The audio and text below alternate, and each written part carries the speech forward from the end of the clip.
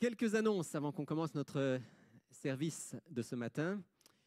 Tout d'abord, vous rappelez que l'émission Il est écrit est diffusée chaque semaine. Elle est sur le canal V à 8 h le dimanche matin. Et là, vous avez un titre qui n'est pas le titre de l'émission de demain. Mais c'était une émission d'il n'y a pas longtemps. Non, demain, l'émission, c'est une émission qui s'intitule « Voyage à travers l'homosexualité ». Et c'est donc une émission qui vaut la peine d'écouter. C'est le témoignage de quelqu'un qui a vécu dans la vie homosexuelle pendant longtemps, puis qui a rencontré Dieu, qui est devenu aujourd'hui qui est un pasteur de notre Église. Donc je vous recommande, si vous pouvez. Vous savez que vous pouvez d'ailleurs suivre, voilà, là vous avez la bonne information, merci Axel.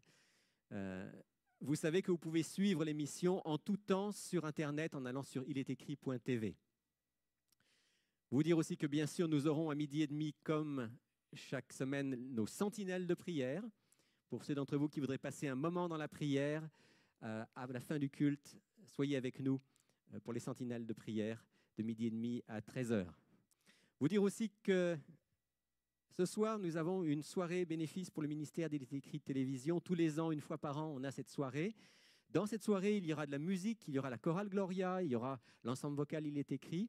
Il y aura des témoignages de certains de nos auditeurs qui ont cheminé avec Dieu. Et puis, il y aura aussi la possibilité pour tous ceux qui le veulent et qui le peuvent de donner une contribution pour permettre à ce programme de poursuivre. Je vous donne rendez-vous ce soir à 19h pour cette soirée bénéfice. La semaine prochaine, nous aurons un invité. Notre invité sera le pasteur Dragan Stojanovic, que certains d'entre vous connaissent. Il a été président de la Fédération des Églises adventistes de Québec. Il est maintenant vice-président des Églises adventistes au niveau du Canada. Et il sera avec nous, il sera le prédicateur du matin. Et l'après-midi, c'est lui qui va présenter la formation de disciples.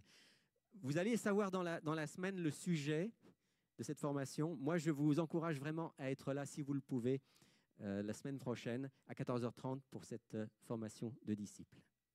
Bien sûr, comme chaque fois, à 11h, les enfants auront leur groupe, leur classe. Donc, n'hésitez pas vers 11h à amener vos enfants dans les classes respectives. Si vous avez un téléphone cellulaire sur vous qui pourrait sonner ou qui pourrait faire du bruit ou quoi que ce soit qui pourrait déranger pendant le service, merci de bien vouloir maintenant l'éteindre. Je serai aujourd'hui celui qui va animer le culte et j'aurai la joie de prêcher. Et vous savez que je termine aujourd'hui la série sur les 10 paroles. 10e parole, donc tu ne convoiteras pas. Je vous invite maintenant à un petit moment de recueillement pour demander à Dieu de préparer nos cœurs pour lui rendre un culte.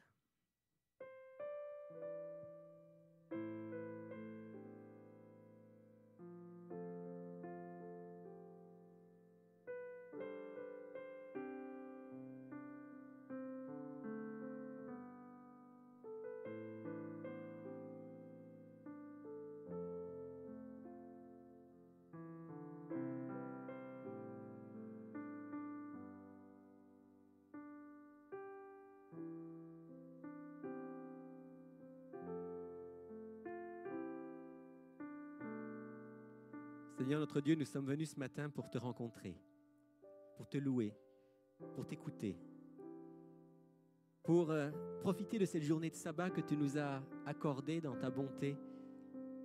Cette journée de sabbat qui fait partie de tes commandements, mais qui est aussi plus qu'un commandement, qui est une bénédiction.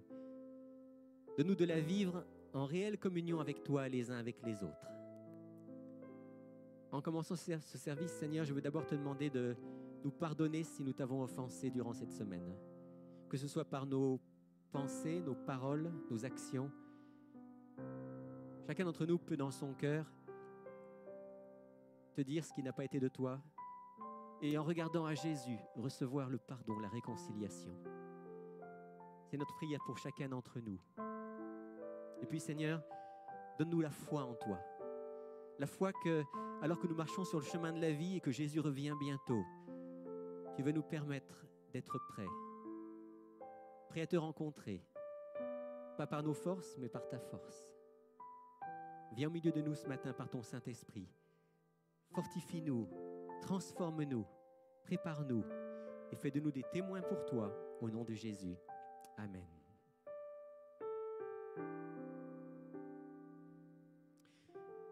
Et je vous invite à vous lever pour chanter avec nous le premier chant. Béni soit ton nom de tout notre cœur.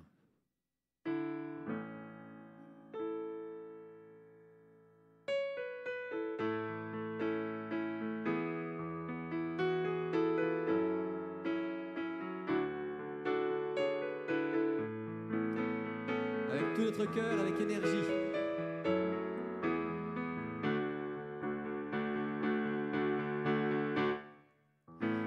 Béni soit ton nom dans le lieu de bénédiction où s'écoule ta provision. Béni soit ton nom. Béni soit ton nom quand je suis dans le lieu désert et que je marche solitaire. Béni soit ton nom. Pour tous tes bienfaits envers moi, je te louerai. Et dans les temps difficiles, je redirai. Béni soit le nom du Seigneur, béni soit ton nom. Béni soit le nom du Seigneur, béni soit ton glorieux nom. Béni soit ton nom, quand sur moi brille le soleil, quand le monde tourne à merveille. Béni soit ton nom. Béni soit ton nom, quand je dois venir me former, quand je dois tout sacrifier. Béni soit ton nom. Pour tous tes bienfaits envers moi, pour tous tes bienfaits envers moi, je te louerai.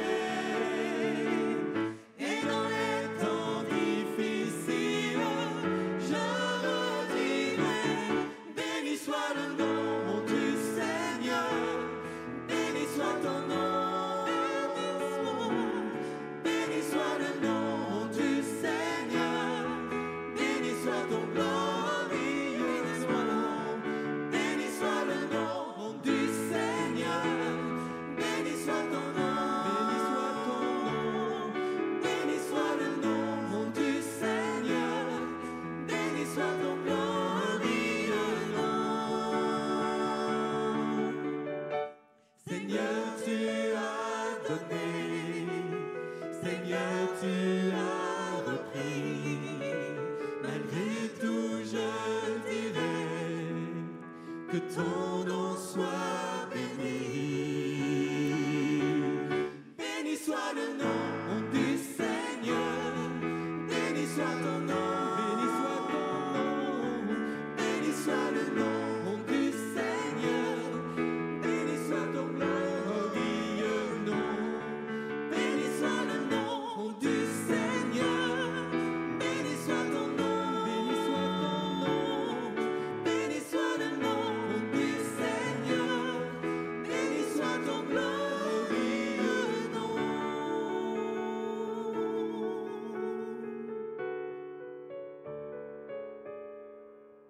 Je lis dans le psaume 34, les versets 2 à 9. « Je bénirai l'Éternel en tout temps. Sa louange sera toujours dans ma bouche. Que mon âme se glorifie en l'Éternel, que les malheureux écoutent et se réjouissent. Exaltez avec moi l'Éternel, célébrons tous son nom. J'ai cherché l'Éternel et il m'a répondu. Il m'a délivré de toutes mes frayeurs. Quand on tourne vers lui les regards, on est rayonnant de joie. Et le visage ne se couvre pas de honte. Quand un malheureux crie, l'Éternel entend et il le sauve de toutes ses détresses. L'ange de l'Éternel campe autour de ceux qui le craignent et il les arrache au danger. Sentez et voyez combien l'Éternel est bon. Heureux l'homme qui cherche en lui son refuge. Amen. Sentez et voyez combien l'Éternel est bon. Ce matin, on veut, dans le cadre de ce service, pouvoir dire au Seigneur merci pour des choses précises et on va le faire tout de suite en chantant. Merci Seigneur.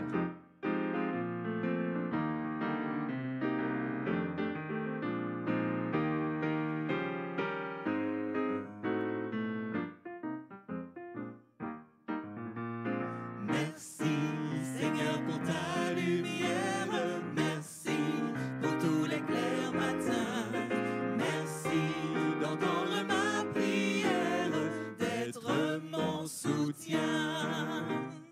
Merci Seigneur pour tous mes frères, merci de les avoir donnés, merci car si l'amour s'altère, tu veux pardonner. Merci Seigneur pour toute joie, merci pour mes divers travaux, merci car quand soudain je dois, tu prends mes fardeaux.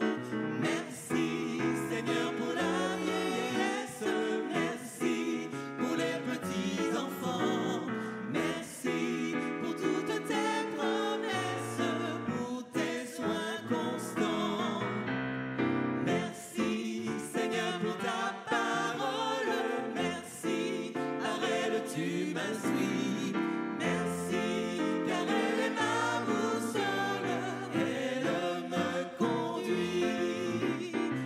Merci Seigneur pour ta présence, merci pour ton parfait salut, merci des dons que tu dispenses à tous tes élus.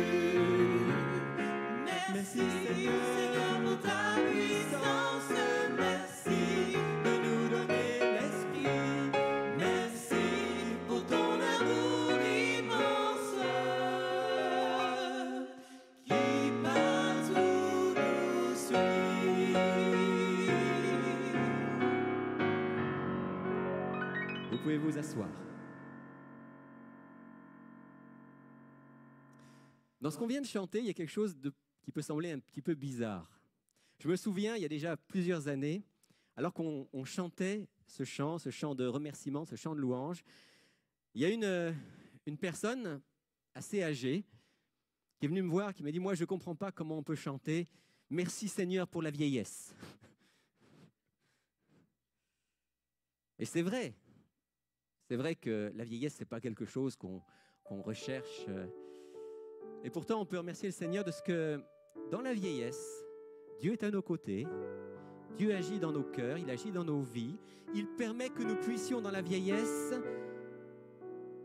peut-être avoir un peu plus de sagesse à partager. Il permet que dans la vieillesse, on puisse faire le point de notre vie et le remercier pour tous ses bienfaits. Il permet aussi que dans la vieillesse, peut-être parce qu'on est plus près de la fin, en tout cas pour cette terre, on pense au royaume de Dieu qui vient et on s'y prépare de tout notre cœur. Alors oui, dans ce sens-là, on peut chanter « Merci pour la vieillesse ». Mais ce matin, je voudrais surtout dire merci pour ce qui est juste après. Le texte dit « Merci Seigneur pour la vieillesse, merci pour les petits-enfants ». Et bon, c'est pas un mystère, vous le savez, donc je suis devenu grand-papa cette semaine. Notre fille Myriam a eu un beau petit garçon qui répond au prénom de Samuel et que vous avez là. Un beau petit bonhomme qui, par la grâce de Dieu, va grandir, va se développer. Et alors que je le tenais dans mes bras pour la première fois avant-hier, je réfléchissais à tout ce que Dieu a à nous apprendre aussi à travers les enfants, à travers l'accouchement. Ça n'a pas été une partie de plaisir pour ma fille. Elle a eu des contractions pendant 60 heures. Et ça s'est terminé par une césarienne. Donc, on peut dire que c'est presque parmi les pires conditions. Mais c'est quand même assez extraordinaire de voir qu'après, quand le bébé est là, il y a une sorte de baume qui vient sur le cœur de la maman. Et puis on ne pense plus qu'à se réjouir et être reconnaissant. Ce matin, à travers quelques chants, j'aimerais juste repenser à ce que dit la parole de Dieu par rapport à la naissance, par rapport aux mamans. Et le premier texte que j'aimerais qu'on lise, c'est un texte où Dieu déclare son amour en se comparant à une maman. C'est Julie qui va nous lire ce texte. Sion disait, l'Éternel m'abandonne, le Seigneur m'oublie. Une femme oublie-t-elle l'enfant qu'elle allait? N'a-t-elle pas pitié du fruit de ses entrailles? Quand bien même elle l'oublierait, moi, je ne t'oublierai pas. Voilà, une femme n'oublie pas l'enfant qu'elle allait, mais même si c'était imaginable, Dieu dit, moi, je ne t'oublierai pas. C'est une promesse extraordinaire qu'on va chanter ensemble.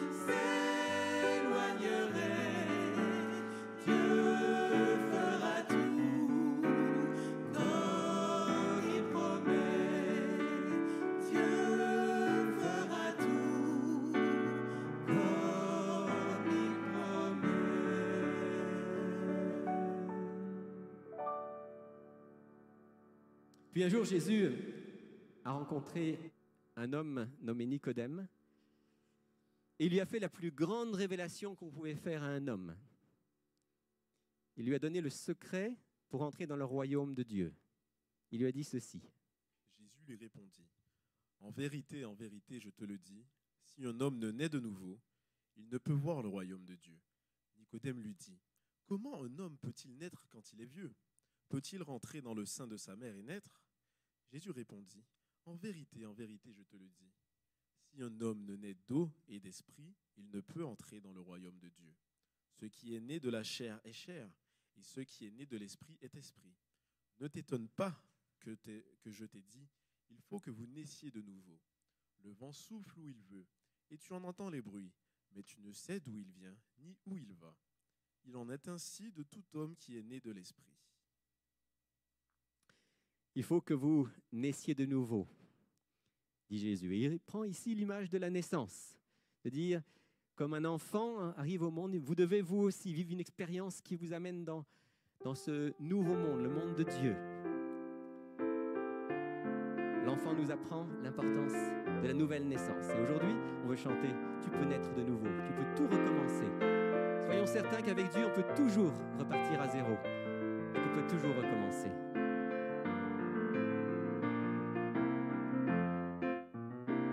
Tu peux naître de nouveau, tu peux tout recommencer, balayer ta vie passée et repartir à zéro, avec Jésus pour berger. Et repartir à zéro, avec Jésus pour berger. Tu peux boire de cette eau, source de la pureté, source de la vérité. Tu peux boire de cette eau, source de l'éternité. Tu peux boire de cette eau, source de l'éternité.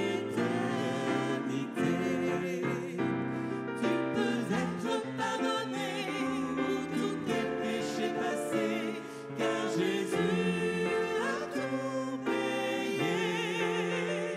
Tu peux recevoir la paix, source de la liberté. Et repartir à zéro, avec Jésus pour berger. Et repartir à zéro, avec Jésus pour berger.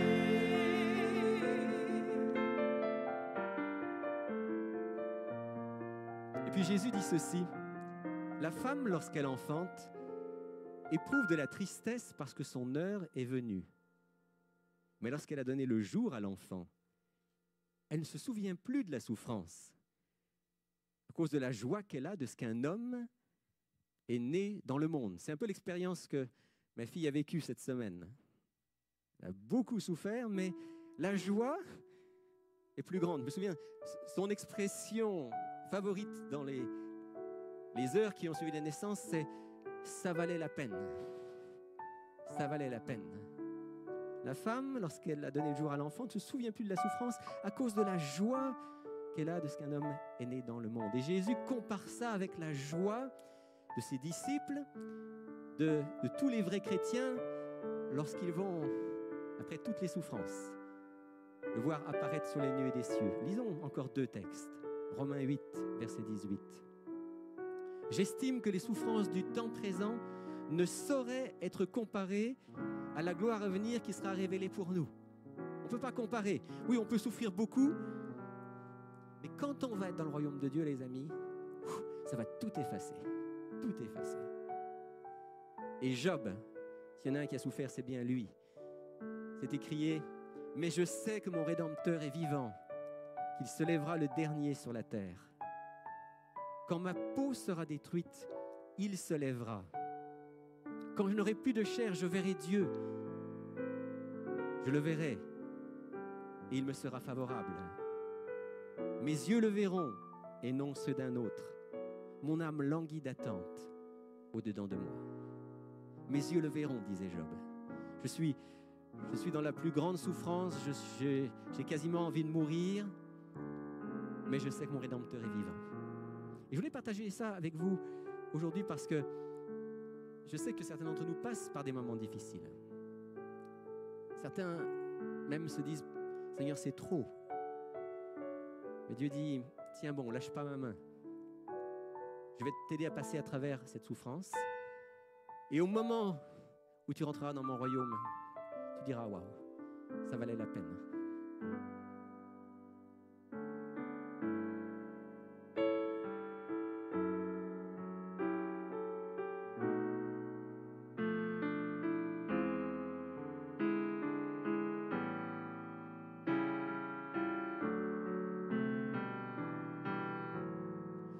Je sais qu'un jour mes yeux verront Jésus. Je sais qu'un jour mes yeux verront Jésus.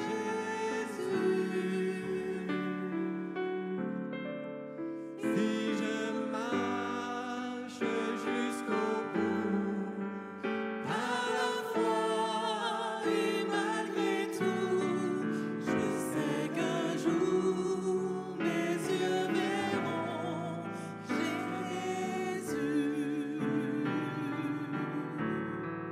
Quand le Seigneur me conduit par la main,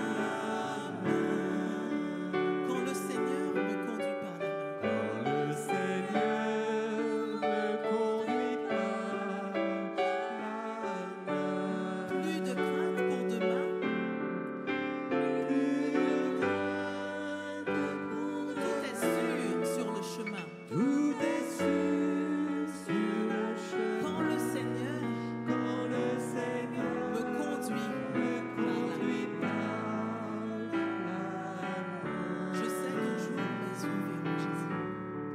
je sais qu'un jour mes yeux verront Jésus. Je sais qu'un jour mes yeux verront Jésus. Je sais qu'un jour mes yeux verront Jésus. Si je marche jusqu'au bout, par la foi et malgré tout, je sais qu'un jour mes yeux verront Jésus.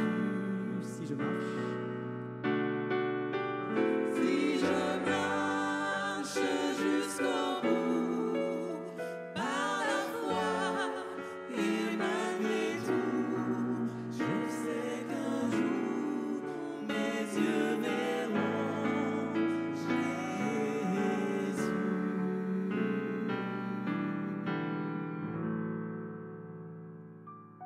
J'aimerais vous inviter à un tout petit moment de prière.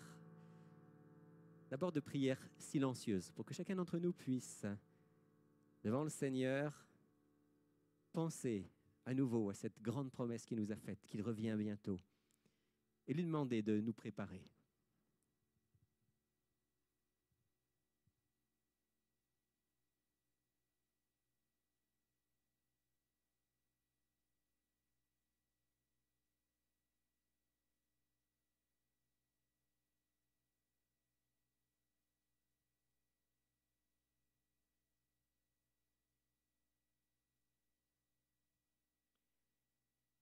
Seigneur Jésus, je sais que tu saisis toutes les occasions pour nous rapprocher de toi, pour nous faire penser à qui tu es, à ton amour, à ton intercession pour nous en ce moment dans le sanctuaire céleste, à ton retour bientôt sur les nuées.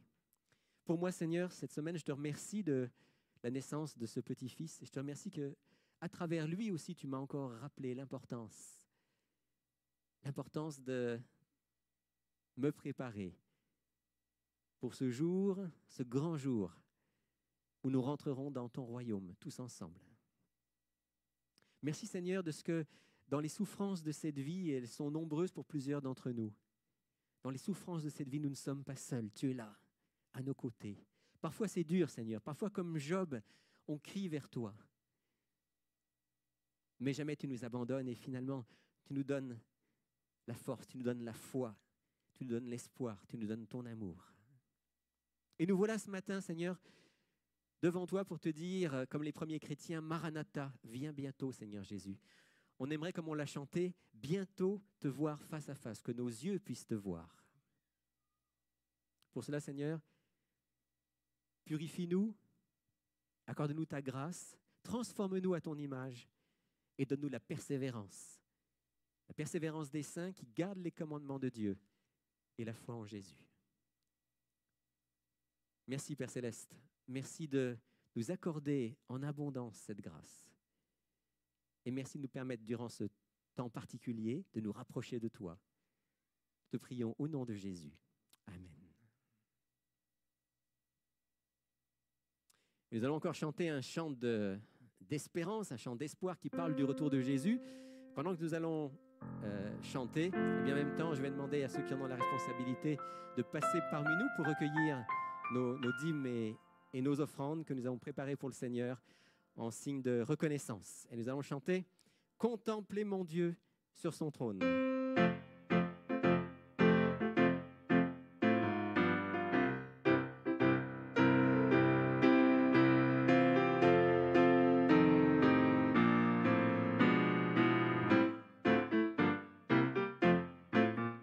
Contemplez mon Dieu sur son trône, vivre avec Jésus dans le ciel, jeter à ses pieds ma couronne, c'est là le bonheur éternel. Dans le ciel, vivre avec Jésus dans le ciel, dans le ciel, dans le ciel, dans le ciel, c'est là le bonheur éternel. Unir ma voix au chant des anges, bénir, louer Emmanuel, chanter à jamais ses louanges, c'est là le bonheur éternel. Dans le ciel, dans le ciel, dans le ciel, oui, dans le ciel, vivre avec Jésus dans le ciel, dans le ciel, dans le ciel, dans le ciel, dans le ciel, c'est là le bonheur éternel. Jouir d'une paix infinie, revoir mes amis dans le ciel, posséder l'immortelle vie, c'est là le bonheur éternel. Dans le ciel, dans le ciel, oui, dans le ciel, vivre avec Jésus dans le ciel, dans le ciel, dans le ciel, dans le ciel, c'est là le bonheur éternel.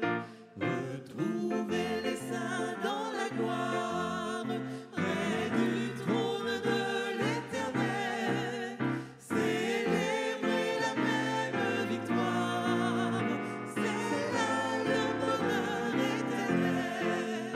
Dans le ciel, dans le ciel, vivre avec Jésus dans le ciel, dans le ciel, dans le ciel, dans le ciel, c'est là le bonheur éternel.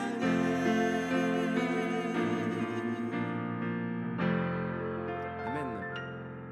Que Dieu nous permette, chacun d'entre nous, de tenir sa main jusqu'au bout et de le retrouver dans le ciel. Amen.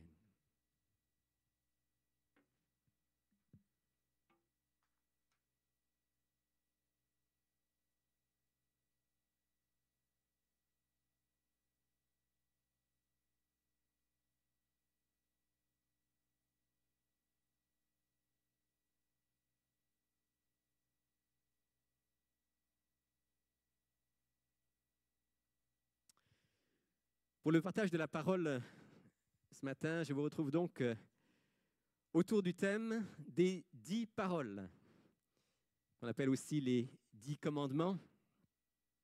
On est arrivé à la fin de cette série et donc on est sur la 10e parole qui dit quoi? Voilà. Alors si vous voulez bien, on va revoir ensemble ces 10 paroles. La première nous dit « Je suis l'Éternel, ton Dieu, qui t'ai fait sortir du pays d'Égypte, de la maison de servitude. Tu n'auras pas d'autre Dieu devant ma face. » La deuxième parole dit quoi?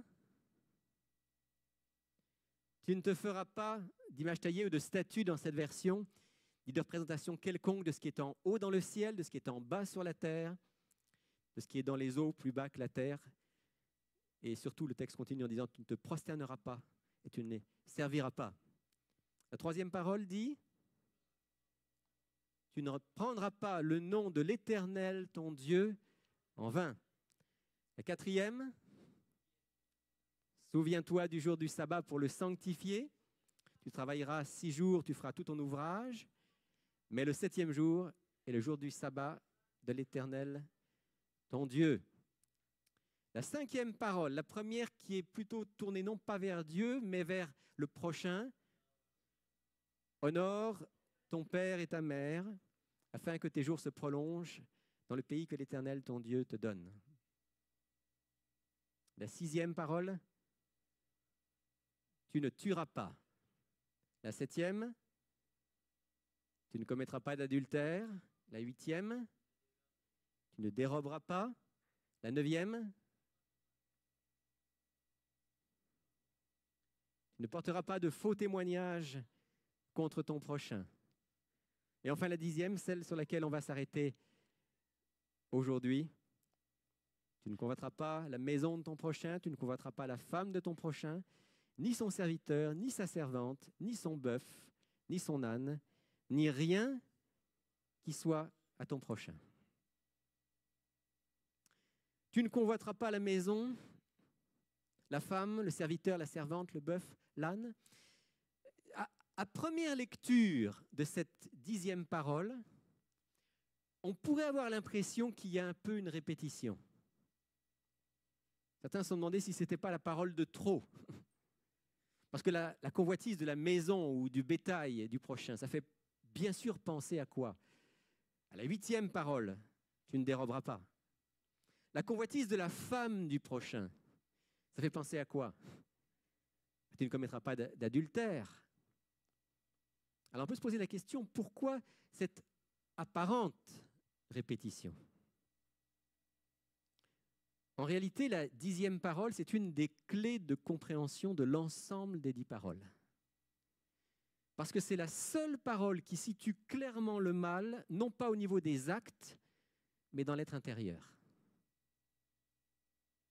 Si vous repensez aux 9 autres, on pourrait, et ce serait une mauvaise compréhension, mais on pourrait comprendre ces 9 premières paroles comme des conseils, des promesses, des menaces, des interdictions au niveau de nos actes. Mais quand on arrive à la 10e parole, clairement, ça ne se passe pas au niveau des actes visibles. Où est-ce qu'on convoite? Dans la pensée, dans l'esprit. Et donc cette 10e parole est une clé de compréhension. Dans les codes de loi de l'Antiquité, que ce soit en Égypte, que ce soit en Assyrie, où que ce soit, les préceptes visaient généralement les actes, parfois les paroles. Il y avait des lois qui codifiaient et qui disaient, attention, si vous faites telle chose, il y a telle conséquence. Si vous dites telle chose, il y a telle conséquence. Mais il n'y a jamais eu aucune loi, d'ailleurs même dans nos lois à nous, qui est dit, si vous pensez telle chose, il y a telle conséquence. Mais la loi de Dieu, elle le dit. Elle le dit à travers la 10e parole. En fait, cette 10e parole nous montre combien la loi est spirituelle, combien elle va en profondeur. En fait, je pense qu'il y a 2 grandes clés de compréhension des 10 paroles. Toutes elles sont importantes. Mais il y a 2 grandes clés. La première clé, c'est la première parole. Que dit la première parole? Tu n'auras pas d'autre Dieu en face de moi, je suis l'Éternel, ton Dieu. Pourquoi c'est une clé de compréhension? Parce que si ça, ce n'est pas présent dans nos vies, tout le reste est impossible. Est-ce que vous êtes d'accord avec moi? Je suis incapable, et vous êtes incapable de vivre les 10 commandements si Dieu n'est pas au centre. On peut faire des efforts, on peut avoir l'impression, comme les pharisiens de l'époque de Jésus, qu'on ne s'en sort pas trop mal. Mais la réalité devant Dieu, c'est qu'on est incapable de vivre les 10 commandements, parce que les 10 commandements, c'est l'expression de l'amour, de la justice de Dieu, et nous sommes nés, enfants d'Adam et Ève, avec des tendances au mal, avec une tendance à l'égoïsme, à l'orgueil, à l'égocentrisme. Si Dieu n'est pas au centre, s'il n'est pas le premier dans notre vie, nous ne pourrons pas vivre les 10 paroles. Et ce n'est pas un hasard si les 10 paroles commencent par cette première parole, « Je suis l'Éternel ton Dieu, je t'ai délivré, tu n'auras pas d'autres dieux en face de moi. Première clé de compréhension de l'ensemble. Deuxième clé de compréhension, la 10e parole. Le début et la fin. La 10e parole dit, attention, tu viens de lire les 9 premières paroles et tu pourrais penser que peut-être tu t'en sors pas trop mal. Peut-être tu pourrais penser que finalement, tu es un bon observateur de la loi. Attention, comprends bien que toute cette loi, elle doit se situer au niveau de l'être intérieur, de la pensée. Qu'est-ce que la convoitise ? On définit généralement la convoitise comme un désir très intense d'obtenir pour soi-même quelque chose ou quelqu'un. Vous pourriez me dire, oui, mais quand même, un désir très intense d'obtenir pour soi-même quelque chose ou quelqu'un, ce n'est pas forcément mauvais. Est-ce que Dieu nous a créés pour avoir des désirs ? Oui. Depuis l'origine, nous sommes des êtres de désir, faits pour être attirés par ce que Dieu a créé pour notre bien. Donc le fait de désirer quelque chose en soi n'est pas un péché, loin de là. On a été créés pour ça, pour désirer de bonnes choses. Qu'est-ce qui fait qu'à un moment, le désir, qui peut être légitime, devient de la convoitise ? J'aime bien cette citation qui a été écrite par un homme qui a écrit un livre sur les 10 commandements et qui dit ceci: « Comment comprendre ce qui arrive quand le simple désir de quelque chose se mue en tendance à commettre le mal ? La première indication concerne l'intensité du désir. Convoiter quelque chose, c'est sentir un désir démesuré. La chose ou la personne convoitée semble absolument nécessaire pour notre bonheur, à un point tel que la frustration de ne pas la posséder est intolérable. Nous sommes prêts à tout faire, à enfreindre toute interdiction pour arriver à notre fin. En ce cas-là, l'objet désiré est entouré d'une auréole divine. C'est en ce sens que la fin des 10 paroles fait écho au commencement. Dieu seul doit être adoré, ou en d'autres termes, Dieu seul est l'objet qui convient à un désir humain illimité. Je ne sais pas si vous saisissez, c'est très profond ce qui est écrit là. Dans la convoitise, de manière consciente ou inconsciente, on veut quelque chose, on veut quelqu'un, on veut, même parfois c'est ni un objet ni une personne, on veut être vu, on veut être reconnu. Mais c'est quelque chose qui devient tellement fort que ça prend la première place. Et tout ce qui prend la première place devient Dieu en face de Dieu. Donc ici, la première chose par rapport à la convoitise qu'il faut remarquer, c'est qu'au niveau de nos pensées, vous savez comment la convoitise peut monter dans nos pensées. Ça peut partir de quelque chose d'anodin et puis ça prend de l'ampleur, ça gonfle, ça enfle. Et cette convoitise nous conduit vraiment loin de Dieu. Bien que la parole que nous examinons parle de l'épouse ou des biens de notre prochain, quand nous sommes aveuglés par un désir égocentrique, l'autre n'est plus vu comme un prochain, mais comme un rival. Nous ne supportons pas qu'un autre puisse goûter quelque chose qui nous plaît. Nous devenons incapables de nous réjouir de son bonheur. Cette phrase-là, si on est honnête, on a tous connu ça. Un moment où quelqu'un jouit de quelque chose, d'une joie, d'un bonheur que nous n'avons pas, et à ce moment-là, qu'est-ce qui naît dans notre cœur ? La convoitise, l'envie. Au lieu de se réjouir avec l'autre, la phrase qui vient, c'est « et pourquoi pas moi ?» C'est simplement la marque de notre nature humaine. Et voilà pourquoi ne pas convoiter ne peut être qu'une grâce de Dieu. Je suis incapable, et vous êtes incapable de ne pas convoiter. Ça ne peut être qu'une grâce du Seigneur dans nos vies, parce que c'est tellement profond, ça va tellement à la racine du péché et du mal qui est en nous. L'envie et la jalousie ont remplacé la sympathie élémentaire. La loi de la solidarité et du partage, si fondamentale à la vie heureuse définie par l'alliance avec Dieu, est minée à la racine. Et les ravages de la convoitise, on les voit dans de nombreuses histoires bibliques. Vous vous souvenez de l'histoire de David et de Bathsheba ? David a convoité Bathsheba et vous connaissez toute la suite.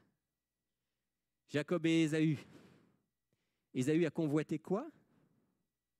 Le droit d'aînesse de son frère. Plutôt Jacob a convoité le droit d'aînesse d'Ésaü. Et vous connaissez la suite. Judas a convoité quoi? L'argent. Oui. Ananias et Saphira. C'est un peu la même histoire. On en a parlé il n'y a pas longtemps, justement. Ananias et Saphira. Ils ont convoité cette somme qui était là. Et à chaque fois, on voit à quel point ça sépare de Dieu, quels sont les ravages de la convoitise. Mais même s'il n'y avait pas de ravage visible, parce qu'il peut arriver qu'on convoite et qu'il n'y ait aucun ravage qu'on puisse voir, néanmoins la convoitise fait des ravages où? Dans notre cœur, à l'intérieur. Elle nous empêche d'être heureux, elle nous empêche d'être libres, elle nous empêche de nous réjouir avec les autres, elle nous empêche de pouvoir vivre au quotidien en disant « Seigneur, je te remercie de ce que j'ai ». Même l'histoire du péché originel dans le jardin d'Éden est liée à une convoitise profonde du cœur d'Adam et Ève. Le texte de Genèse 3 dit « La femme vit que l'arbre était bon à manger, agréable à la vue et propre à donner du discernement. » Donc il y a eu une convoitise, j'allais presque dire presque charnelle là, du fruit. Mais derrière la convoitise charnelle, il y avait quoi comme convoitise? Qu'est-ce que le serpent avait promis à Adam et Ève? Vous serez comme Dieu. Derrière la convoitise du fruit, il y a la convoitise de la grandeur, d'être plus que ce qu'ils étaient. On peut donc dire que le péché commence par la convoitise, par la pensée mauvaise, par le cœur. Et c'est Jacques, dans son épître, qui dit « Chacun est tenté parce que sa propre convoitise l'attire et le séduit. Puis la convoitise, lorsqu'elle a conçu, enfante le péché. » Ici, il y a quelque chose à expliquer parce que dans la deuxième partie, il dit « Puis la convoitise, lorsqu'elle a conçu, enfante le péché. » Alors on pourrait penser que la convoitise n'est pas un péché en lisant cette phrase. Mais en réalité, ce que veut dire ici Jacques, c'est que parce que nous sommes humains, les enfants d'Adam et Ève, régulièrement de mauvaises pensées, des pensées de convoitise nous viennent. Ça, c'est ce qui nous attire, ce qui nous séduit. Mais à ce moment-là, tout va dépendre de ce qu'on va en faire. Vous savez, c'est Martin Luther qui disait « Vous ne pouvez pas empêcher les oiseaux de voler au-dessus de vos têtes, mais vous pouvez les empêcher de faire leur nid sur votre tête. » Ce qui était une image pour dire, vous ne pourrez pas empêcher, parce que vous êtes des êtres humains, vous ne pourrez pas empêcher qu'il y ait des pensées qui vous traversent l'esprit qui ne sont pas des bonnes pensées. Il suffit de marcher dans la rue ou de regarder la télévision pour qu'il y ait des choses, parfois des pensées qui nous traversent l'esprit et qui ne sont pas des pensées pures, droites. Mais à ce moment-là, on a un choix. Et ce choix, vous savez, c'est un choix qui se fait assez vite. C'est une question de seconde ou de fraction de seconde parfois. La pensée vient, et à ce moment-là, j'ai deux possibilités.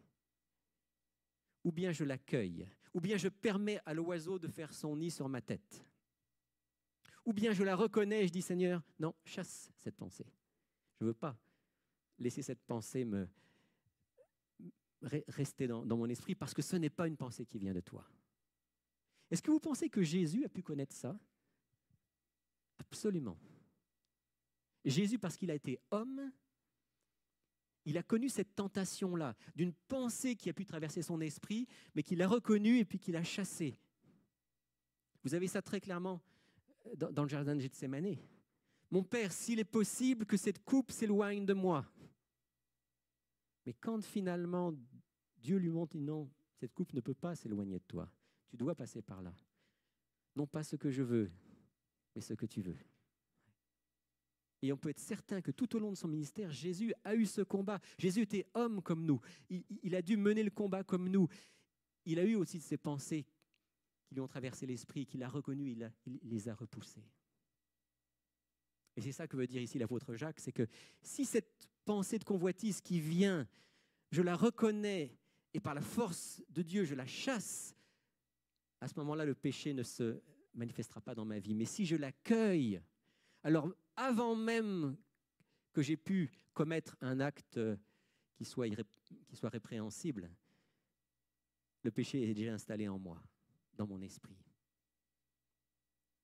N'aimez pas le monde, dit l'apôtre Jean, ni ce qui est dans le monde. Si quelqu'un aime le monde, l'amour de Dieu n'est pas en lui. Car tout ce qui est dans le monde, la convoitise de la chair, la convoitise des yeux, l'orgueil de la vie, ne vient pas de Dieu. Et ici, 2 fois le mot convoitise est utilisé par l'apôtre Jean. Convoitise de la chair, là, il fait probablement allusion à toutes les tentations liées à nos sens, à la sexualité, à l'alimentation débridée, à la boisson, à tout ce qui peut être de cet ordre-là. Puis la convoitise des yeux, probablement il fait allusion à cette tentation tellement fréquente de posséder des choses qui ne nous appartiennent pas. On est dans un monde, est-ce qu'on est conscient qu'on est dans un monde qui est fondé sur la convoitise? Nous sommes dans un monde qui est fondé sur la convoitise. Quand on vous donne une carte de crédit, on vous dit convoiter. Mais c'est exactement ça. Quand on vous donne une carte de crédit, ça veut dire convoiter et désirer le plus possible et bien sûr, essayer d'acquérir le plus possible. Après, vous paierez la facture. Parfois, on va la payer très cher. Mais c'est fondamentalement ça que ça signifie. Et notre société est fondée là-dessus. Convoiter et ne vous donnez pas de répit jusqu'à ce que vous ayez ce que vous convoitez. On voit à quel point notre société est aux antipodes de la parole de Dieu. Jésus nous parle aussi de la convoitise, et on l'a déjà lu ensemble à propos de l'adultère. Vous avez entendu qu'il a été dit, tu ne commettras pas d'adultère, mais moi je vous dis, quiconque regarde une femme pour la convoiter a déjà commis un adultère avec elle dans son cœur. Encore une fois ici, Jésus place le péché non pas au niveau de l'acte extérieur, mais au niveau de ce qui est à l'intérieur. Et il n'est pas étonnant que, à propos du bien et du mal, cette 10e parole nous enseigne que le bien et le mal ne se situent pas au niveau des actes visibles, des actions extérieures, mais au niveau des pensées, des motivations, des intentions. Vous savez, dans l'Épître aux Romains, au chapitre 7, quand l'apôtre Paul va dire que la loi est spirituelle, vous connaissez Romains chapitre 7, c'est le grand dilemme de l'être humain et même du croyant. Il dit, la loi est bonne, elle est sainte, elle est juste, mais moi je suis charnel, je suis pécheur. Et quand l'apôtre Paul veut illustrer le fait que la loi est spirituelle, il prend un exemple, un seul. Si vous allez dans Romains 7, vous allez le voir, je vous invite à le relire. L'exemple que prend l'apôtre Paul est le suivant. Il dit, je n'aurais pas connu la convoitise si Dieu n'avait dit, tu ne convoiteras pas. Mais, comme la loi a dit, tu ne convoiteras pas, alors le péché est devenu apparent pour moi. Et le combat intérieur s'est manifesté. Vous savez, l'apôtre Paul ne dit pas, si la loi ne m'avait pas dit, tu ne tueras pas, je n'aurais pas su que tu étais un péché. L'apôtre Paul ne prend pas cet exemple-là. Pourquoi? Parce qu'il sait bien que même si on n'a pas les 10 commandements, même si on n'a pas les 10 paroles, de par notre conscience, de par la plupart des lois qui sont autour de nous, on sait plus ou moins instinctivement que tuer, prendre la vie de quelqu'un, c'est péché. Mais l'apôtre Paul prend un autre exemple. Il prend la 10e parole parce qu'il dit, là, sans le commandement, je n'aurais pas su ce qu'était le péché. Je n'aurais pas su à quel point le péché va se nicher à l'intérieur, à quel point il habite en nous, à quel point il a besoin d'être éradiqué par l'action de l'Esprit de Dieu. Garde ton cœur plus que toute autre chose, disait déjà l'auteur du livre des Proverbes, car de lui viennent les sources de la vie. Garde ton cœur plus que toute autre chose. Et en fait, lorsqu'on médite sur cette 10e parole, on est forcément amené à réfléchir au rôle de nos pensées dans notre vie. Nous sommes ce que nous pensons, qu'on le veuille ou non, c'est ça. De la même manière que certains disent que physiologiquement, nous sommes ce que nous mangeons, ce qui n'est pas vrai à 100%, mais qui est quand même très vrai dans une large mesure. Psychologiquement, émotionnellement, spirituellement, nous sommes ce que nous pensons. Voilà ce que nous dit, entre autres, la 10e parole. Alors, qu'est-ce qu'on devrait penser? Vous connaissez ce texte. Au reste, frères, dit l'apôtre Paul, que tout ce qui est vrai, ce qui est honorable, ce qui est juste, ce qui est pur, ce qui est aimable, ce qui mérite l'approbation, ce qui est vertueux et digne de louange, soit l'objet de vos pensées. Comme je dis souvent, si chaque jour nous demandons au Seigneur de faire passer toutes nos pensées à travers ce filtre-là, d'abord, il y a beaucoup de choses qui ne vont pas passer dans le filtre. Et puis, finalement, Dieu va pouvoir transformer nos pensées. Vous savez, en ce moment, on a l'atelier Surmonter l'anxiété et la dépression, vous savez, qui a commencé il y a quelques semaines. Et dans cet atelier, on parle beaucoup de la notion du contrôle des pensées. Les gens qui sont en dépression, qui souffrent de beaucoup d'anxiété, il y a plein de raisons pour ça, mais une des raisons essentielles, c'est le problème des pensées. Les pensées négatives, les pensées d'échec, les pensées de colère, beaucoup de sentiments négatifs qui font que finalement ça pèse et que ça mène vers la dépression ou vers l'anxiété. Et alors ce qu'on essaie de faire pendant ces 8 semaines, c'est d'aider les participants à reconnaître ce qui dans leurs pensées ne fonctionne pas normalement, ce qui est un peu tordu, un peu dysfonctionnel, et les amener à changer leur manière de penser. Et pour ça, il y a un choix à faire. Bien sûr, on va le voir aussi, il y a plus qu'un choix, il y a besoin de la grâce de Dieu, mais il y a un choix à faire. Ce que nous pensons n'est pas simplement dicté par l'extérieur, bien sûr que l'extérieur a une influence, mais ce que nous pensons est dans une large mesure déterminé par le choix que nous faisons. Et l'apôtre Paul nous dit, qu'est-ce que vous devez choisir? Eh bien, choisissez ce qui est honorable, ce qui est juste, ce qui est pur, ce qui est aimable, ce qui mérite l'approbation, ce qui est vertueux et digne de louange. Il n'y a pas très longtemps, en fait, c'était dans les dernières semaines, à un moment, j'ai repensé à ce texte parce que je regardais les informations. Je n'ai pas la télévision, c'est un choix qu'on a fait à la maison, on n'a pas la télévision. Par contre, régulièrement, je vais voir sur Internet pour me tenir au courant. Mais quand vous allez sur Internet pour vous tenir au courant et que vous regardez un site quelconque, que ce soit Radio-Canada, la presse ou n'importe quoi, vous avez toute une série d'informations. Et dans cette série d'informations, qu'est-ce que vous allez lire? Qu'est-ce que vous allez regarder? Ça peut vous paraître banal, mais même ça, c'est déjà un choix qui va déterminer nos pensées. Et au bout de quelques temps, je me suis rendu compte, en réfléchissant à ça, que je regardais beaucoup trop de choses, certaines qui étaient inutiles, d'autres qui étaient du rabâchage, quelque chose que j'avais déjà lu et relu et relu. Et puis, je me suis rendu compte aussi que à force de ne lire que des choses négatives, vous savez que dans les nouvelles, malheureusement, il n'y a pas beaucoup de choses positives, il y en a de temps en temps, mais il n'y en a pas beaucoup. À force de lire que des choses négatives, ça finissait par agir sur mon cerveau. Et là, c'est comme si Dieu m'avait dit « Hey, tu ne te souviens pas de ce que je t'ai dit? De quoi est-ce qu'il faut que tu nourrisses ton cerveau? De ce qui est honorable, de ce qui est juste, de ce qui est pur, de ce qui est vertueux, de ce qui est digne de louange. » Alors quand vous lisez les nouvelles, les choses vertueuses, pas beaucoup, hein? Il y en a. Il faut savoir les reconnaître. Je partage ça avec vous parce que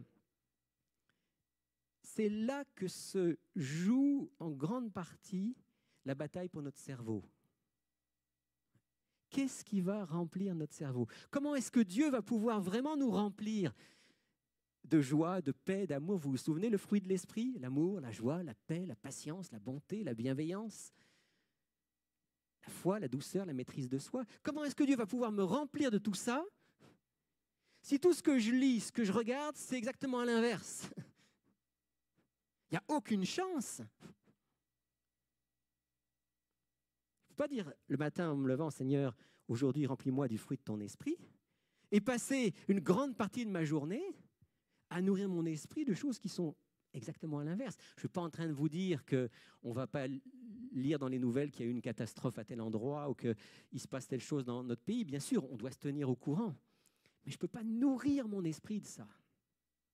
Parce que si je nourris mon esprit de ça, je ne le nourris pas d'autre chose. Je ne me nourris pas de la parole de Dieu et de toutes les belles choses qu'il a en réserve pour nous. Le Dieu qui a prononcé les 10 paroles du haut du mont Sinaï n'avait pas d'autre but que de nous permettre d'être libres, heureux, de marcher vers la vie éternelle. La 10e parole nous rappelle avec force que ce n'est qu'en laissant Dieu régner sur nos pensées, chasser toute mauvaise intention, que nous goûterons à l'amour véritable. Et j'aime rappeler que la grande bataille finale de notre univers, de notre planète, c'est la bataille pour la conquête et la maîtrise de nos cerveaux. Satan utilise tous les moyens possibles pour nous distraire et pour nous polluer. Mais Dieu, par son esprit, nous propose de guider, d'inspirer, de nourrir notre esprit de ce qui est bon. Et voilà la grande bataille. Dans un livre qu'il a consacré à la bataille d'Armageddon, vous savez, cette bataille d'Armageddon dont il est question dans l'Apocalypse, il y a un auteur qui s'appelle John Paulian qui a écrit ceci. « Le plus grand combat pour le chrétien est le combat pour le contrôle de son esprit, pour se concentrer sur les vraies priorités de la vie. La bataille d'Armageddon concerne notre allégeance sur le plan intellectuel, émotionnel et spirituel. La grande tâche à laquelle font face les chrétiens aujourd'hui est celle de discipliner leur esprit, de contrôler leurs pensées, afin de se préparer à être dans le camp de Dieu lors du conflit final de l'histoire de cette terre. Est-ce que l'on croit qu'on est dans cette période finale ? Est-ce qu'on est conscient qu'on vit une période qui n'a aucun parallèle dans l'histoire et qu'on est dans cette dernière période de l'histoire humaine ? Si on est conscient, il faut aussi se rendre compte que Dieu met toutes ses forces dans la bataille et Satan met toutes ses forces dans la bataille. Et cette bataille,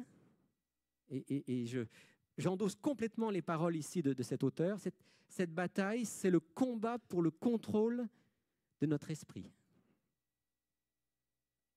Qui va contrôler notre esprit ? Est-ce que le Seigneur va contrôler notre esprit à travers son esprit, à travers sa parole ? Ou est-ce que finalement, à force d'impressions, de suggestions, d'images, de toutes sortes, c'est l'autre qui va finir par contrôler notre esprit. La grande tâche à laquelle font face les chrétiens aujourd'hui est celle de discipliner leur esprit, de contrôler leurs pensées, afin de se préparer à être dans le camp de Dieu lors du conflit final de l'histoire de cette terre. Et vous voyez, de manière subtile mais réelle, la 10e parole nous dit cela. Tu ne convoiteras pas, tu ne laisseras pas ton esprit partir sur des choses, sur des personnes, sur des événements qui t'éloigneraient de ton Dieu. Maintenant, je vais revenir à ce que je disais tout à l'heure. C'est un choix pour chacun d'entre nous, mais il faut qu'on soit honnête. C'est un choix qui est au-delà de nos forces si nous combattons tout seuls. C'est la raison pour laquelle j'aime aussi me rappeler et nous rappeler. Ce texte, on a parfois mal compris. Romains 10, verset 4. « Le Christ est la fin de la loi, afin que la justice soit pour quiconque croit. » Quand on lit ce texte, le Christ est la fin de la loi. Vous savez que certains l'ont interprété comme voulant dire, depuis que le Christ est venu, plus besoin de la loi. Mais ce n'est pas du tout ce que le texte veut dire. Et d'ailleurs, si vous lisez le texte dans son contexte, vous vous en rendrez compte. Christ est la fin de la loi, ça veut dire quoi ? Ça veut dire que la loi nous mène vers Christ. On pourrait traduire, le Christ est le but de la loi. Le Christ est celui vers lequel nous pousse la loi. Parce que la loi, elle nous dit, fais cela et tu vivras. Mais vous comme moi, on sait qu'on ne peut pas, si on est honnête. Surtout, tu ne convoiteras pas. Surtout, le contrôle des pensées, impossible par nous-mêmes. Alors que fait la loi ? Elle nous pousse vers le Christ. Parce que lui peut mettre en nous cette justice si nous croyons en lui, afin que la justice soit pour quiconque croit. Jésus a vécu la loi sur cette terre, il l'a vécu parfaitement. Alors son projet, c'est de la vivre maintenant en nous. Est-ce que nous voulons laisser Jésus être celui qui dirige, qui inspire, qui contrôle nos pensées? Est-ce que nous voulons, à chaque fois qu'il y a une mauvaise pensée qui nous traverse, une pensée de convoitise, une pensée quelconque qui n'est pas en accord avec Dieu, nous tourner vers Jésus, dire « Seigneur Jésus, prends cette pensée, enlève-la. Je veux penser comme toi, tu penses. » Est-ce que nous voulons demander au Seigneur Jésus de mettre dans nos cœurs cette pureté, cette droiture et cet amour qui viennent de lui? Si nous le faisons chaque jour, nous allons voir que de plus en plus, nous allons être capables de contrôler nos pensées. Pas par nous-mêmes, mais par cette collaboration avec le Saint-Esprit. Et au fur et à mesure que nous allons le faire, nous allons sentir que nous sommes libres. C'est l'apôtre Jacques qui dira que la loi, c'est une loi de liberté. Et ça, c'est le projet de Dieu pour nous. Que nous soyons libres. Libres dans nos pensées, libres dans nos paroles, libres dans nos actes. Nous voulons amener toute pensée captive à l'obéissance du Christ. Et j'aime ce texte. La paix de Dieu, qui surpasse toute intelligence, gardera vos cœurs et vos pensées en Jésus-Christ. Que Dieu puisse réaliser cela dans chacune de nos vies. Un jour à la fois, chaque jour de cette semaine.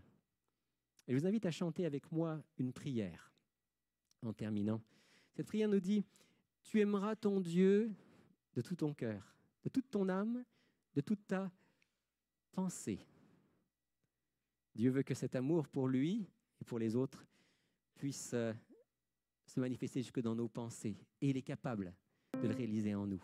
Alors je vous invite à vous lever pour chanter ensemble. Tu aimeras ton Dieu de tout ton cœur, de toute ton âme, de toute ta pensée.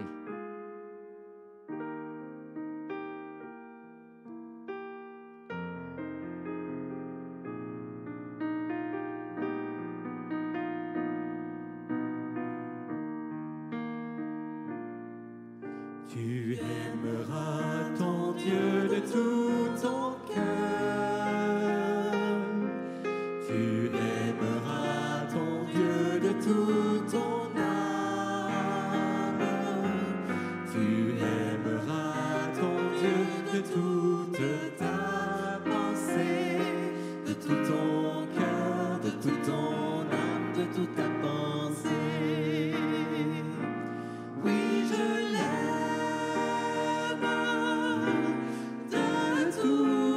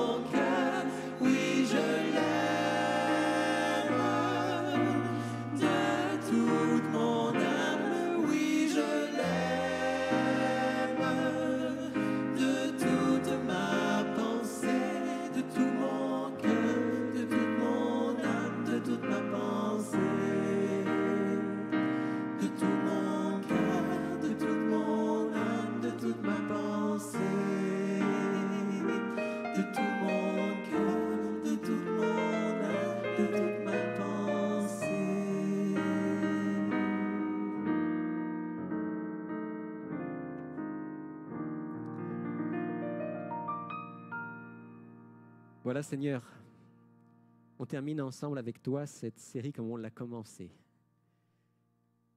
En nous souvenant que ce que tu veux, c'est qu'on puisse t'aimer de tout notre cœur, de toute notre âme, de toute notre pensée. Et aujourd'hui, Seigneur, on prend conscience que ce contrôle de nos pensées, c'est probablement la chose la plus difficile, la plus impossible pour nous, êtres humains. Parce que nous sommes les enfants d'Adam et Ève avec de mauvaises tendances. Parce que nous avons été marqués par toutes sortes de choses dans notre vie qui nous ont déformés au niveau de la pensée. Parce que nous sommes assaillis chaque jour par toutes sortes de choses qui sont très loin de ce que tu voudrais qu'on pense.